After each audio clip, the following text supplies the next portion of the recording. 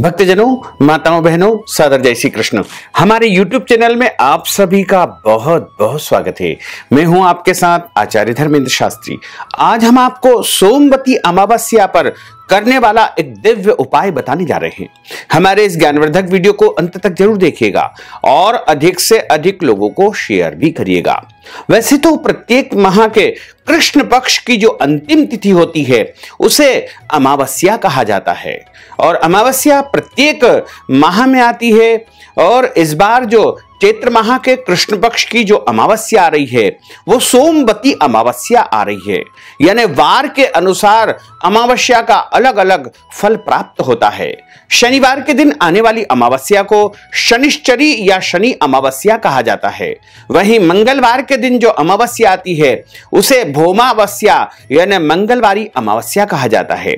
वहीं सोमवार के दिन जो अमावस्या आती है उसे सोमवती अमावस्या कहा जाता है। इस बार सोमवती अमावस्या का जो महापर्व है वो 12 अप्रैल 2021 सोमवार के दिन है। चूंकि अमावस्या तिथि तो एक दिन पहले से ही आरंभ हो जाएगी।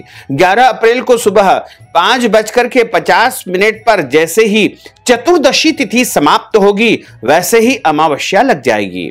यानी 11 अप्रैल 2021 रविवार के दिन से ही प्रातः से अमावस्या तिथि प्रारंभ हो जाएगी, जो कि सोमवार यानी 12 अप्रैल 2021 सोमवार के दिन सुबह 8 बजे तक रहेगी। रविवार के दिन पूरे दिन और रात अमावस्या रहेगी। वहीं सोमवार के दिन सुबह 8 बजे तक ही अमावस्या रहेगी।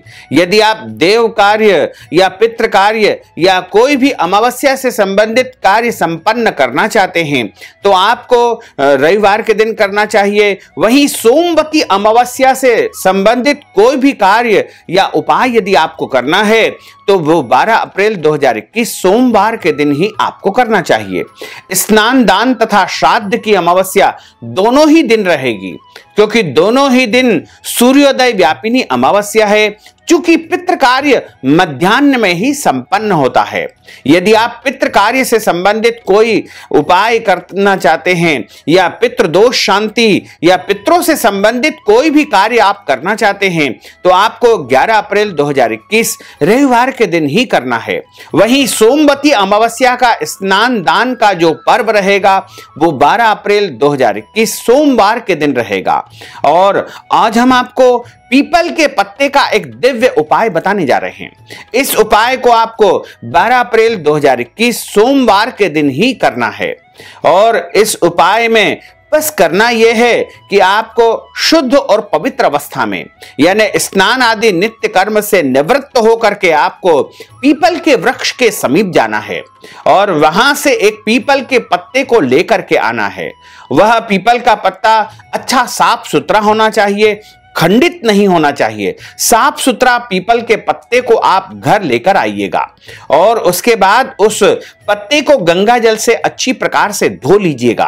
और धोने के बाद में उस पीपल के पत्ते के ऊपर आपको हल्दी या फिर पीले चंदन से या फिर केसर से उसमें आपको थोड़ा सा गंगा जल डाल लेना है और उसका घोल तैयार करना है। और कोई भी कलम आपको लेनी है, कोई भी तीली के माध्यम से आप एक कलम तैयार कर लीजिएगा। यदि संभव हो तो अनार की डंडी या अनार की कलम आप तैयार कर लीजिएगा और उस पीपल के पत्ते के चिकने भाग को अच्छी प्रकार से पोंछ करके, जैसे कि आपने गंगा जल से उसे धो लिया है, उसके बाद उसको पोंछ लीजिएगा। उसके बाद उसके ऊपर अपना नाम लिख दीजिएगा, अपना गोत्र लिख दीजिएगा। यदि आपको अपना गोत्र याद नहीं है तो आप अपना सरनेम यानी उपनाम लिख सकते हैं। और अपना नाम लिखने के बाद अपनी कामना यानी अपनी इच्छा को लिख दीजिएगा। यदि आप उच्च शिक्षा प्राप्त करना चाहते हैं तो आप अपनी कामना को उच्च शिक्षा प्राप्त करना है या जो शिक्षा आप प्राप्त कर रहे हैं उसी के बारे में आप एक लाइन में अपनी इच्छा लिख दीजिएगा। यदि आप उत्तम नौकरी या उत्तम व्यापार चाहते हैं तो वो उसके ऊपर लिख दीजिएगा। यदि आपका विवाह नहीं हो पा रहा है तो अपने विवाह की कामना आप लिख दीजिएगा। यदि आपके मन में संतान की इच्छा है, पुत्र या पुत्री की इच्छा है तो वो आप उसके ऊपर लिख दीजिएगा। धन प्राप्ति की इच्छा है तो वो आप लिख दीजिएगा। नया रोजगार व्यापार प्राप्त करना चाहते हैं या नौकरी में आप पदोन्नति चाहते हैं तो वो उसके ऊपर लिख दीजिएगा। या आपकी जो जो भी इच्छाएं हैं, जो जो भी कामनाएं हैं, एक से अधिक कामना भी आप उसके ऊपर लिख सकते हैं, इसमें कोई संशय नहीं है।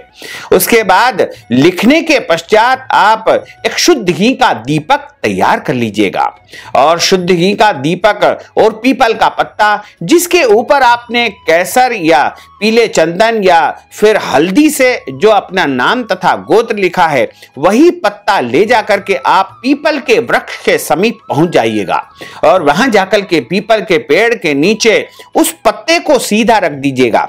जिधर की तरफ आपने नाम तथा अपना इच्छा या अपनी कामना लिखी है वह भाग ऊपर रहेगा और उस ऊपर वाले भाग के ऊपर शुद्ध घी का दीपक आपको रख देना है और उसके बाद दीपक आप जला दीजिएगा। पत्ते के ऊपर शुद्ध घी का दीपक आपने रख दिया है, उसको जला दिया है और उसके बाद अपने मन में वही कामना आपको 7 बार उच्चारण करना है, हाथ जोड़ करके प्रार्थना करनी है और अपने मन की इच्छाओं को उनके सामने प्रकट करना है। उसके बाद आप पीपल के वृक्ष की यदि संभव हो तो 7 परिक्रमा आपको लगानी चाहिए और परिक्रमा लगाते समय आपको वही कामना अपने मन में उच्चारण करते रहना चाहिए। इस प्रकार आप परिक्रमा लगाते हुए अपने मन की इच्छा को आप बोलते जाइएगा, मन ही मन अपनी इच्छाओं को आप बोलते जाइएगा। इस प्रकार यदि इस उपाय को आप सोमवती अमावस्या के दिन करेंगे तो निश्चय ही आपकी समस्त मनोकामनाएं पूर्ण हो जाएगी, समस्त इच्छाएं आपकी पूर्ण हो जाएगी और आपके जीवन में आप जो जो भी चाहोगे वो सब प्राप्त कर पाओगे। तो इस प्रकार सोमवती अमावस्या के दिन इस दिव्य उपाय को आपको करना चाहिए। तो भक्तजनों, माताओं, बहनों, यदि आप सोमवती अमावस्या के निमित्त वस्त्र दान, अन्नदान, गोदान या फिर कोई भी दान पुण्य करना चाहते हैं तो आप निश्चित ही हमारे पेटीएम के माध्यम से, गूगल पे के माध्यम से, फोन पे के माध्यम से या अकाउंट नंबर के माध्यम से दान पुण्य करके सोमवती अमावस्या का पूरा पूरा पुण्य लाभ प्राप्त कर सकते हैं। साथ ही आपसे अनुरोध है कि हमारे इस ज्ञानवर्धक वीडियो को अधिक से अधिक लोगों को शेयर करिएगा, लाइक करिएगा, कमेंट करिएगा और यदि अभी तक आपने सब्सक्राइब नहीं किया तो अभी और इसी समय सब्सक्राइब अवश्य कर लीजिए। आपको और आपके पूरे परिवार को सादर जय श्री कृष्ण, सादर धन्यवाद।